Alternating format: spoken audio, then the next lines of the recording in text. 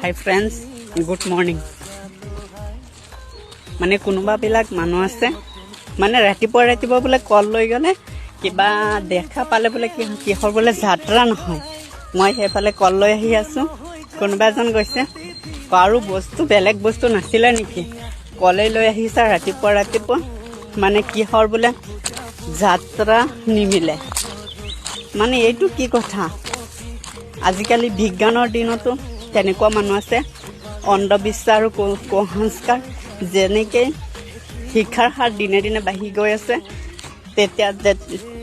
তেন্তেও মানুহৰ মাজৰ পৰা অন্ধবিশ্বাস আৰু কুসংস্কাৰটো নাইকিয়া হ'বলৈ নাই।